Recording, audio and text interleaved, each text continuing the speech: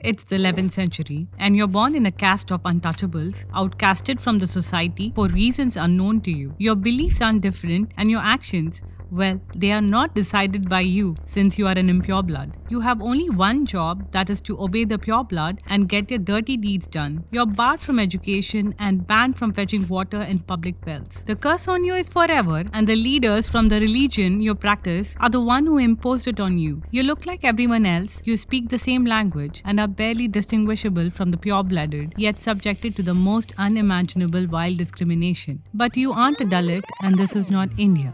This is France, and it's no longer pagan. The Capetian dynasty is now expanding its rule under the ruler Hugh Capet, and the dynasty is now being influenced by the church. The lowermost boundary of France is still the Pyrenees mountain range, which is inhabited by French, except this time, these inhabitants aren't any ordinary people. These are Kagos, which look like Frenchmen but aren't considered one. Kagos are still a mystery till date, as their origins are unknown and the multiple theories that exist still can't explain why they were brutally discriminated, subjected to inhumane atrocities, and labeled untouchables. They weren't distinguishable from an average Frenchman. To explain their difference as compared to other marginalized groups in Europe like Jews, who were different because of their faith, Romani were different because of their looks, and Muslims were being the previous ruling class. But for Kagos, none of them was true. They were never a ruling class. They spoke perfect French and were also Christians like the French, and really devout one's cause despite the segregation at church, where they can only enter from a separate door hidden from public view, expected to sit at separate seats in the back to mark them as impure, and weren't even offered the Eucharist. The only time they were was when they can receive it from a long wooden spoon, maintaining enough distance for the priest to not taint himself with the impurity,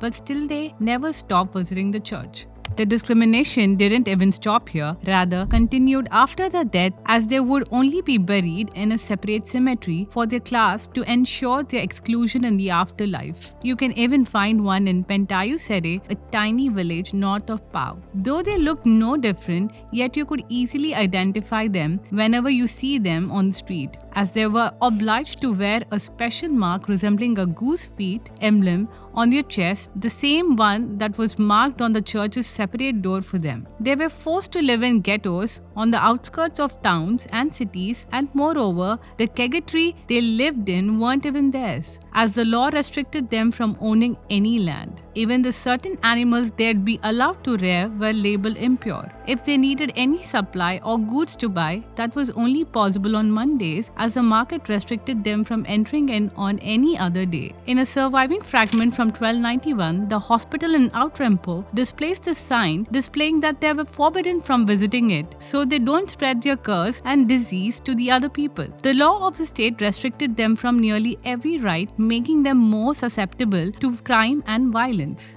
They mostly lived in tight-knit communities to protect themselves from the abuse, and were only permitted to marry amongst themselves to keep the impurity contained. In Quimper, Brittany, a hand was cut off and pinned to the side of the church. This hand belonged to a Kago who was caught collecting water from the public fountain.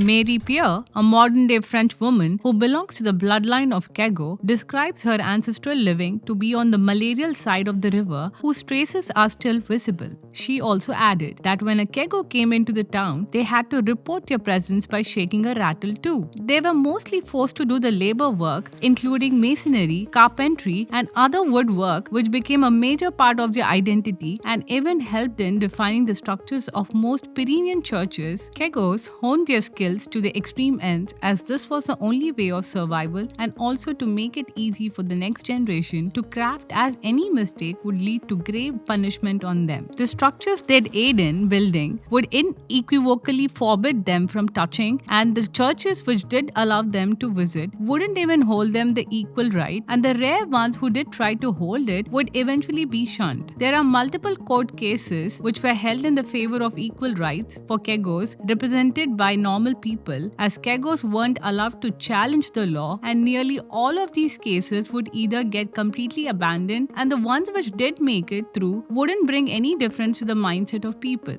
Even their first official steps of acceptance came in 1690 case in Bern, where can finally be integrated with other people, but only after death, as this case only granted them right to the equal burial. I wasn't able to find any significant step at all before the 18th century which brought Kagos any relief from their discrimination. The discrimination itself was a strange mystery, with all the labels of being spiritually dangerous, morally impure, tainted, unworthy, and all the other bizarre terms which were written in the official records of monarch. There was not a single justification that can uphold even any one of the labels. The physical abnormalities they were described to have, like a webbed fingers like goose foot, were untrue, and a missing earlobe was also a myth. A myth so famous that even modern medical science named it as Kagos ear in their dictionary. More and more myths were spread about them to make sure their acceptance in society would get harder and harder, just like Jews and Nazis rule, and also to make it easier to justify the crime against them. The theories suggested for their origin seemed like a remix of every reasoning available for the other groups. They were described to be descendant of pagans, Jews or Muslims who converted to Catholicism but weren't granted the same status by church. There was also a theory telling that they might be lepers, carrying a skin disease named leprosy, which was also untrue.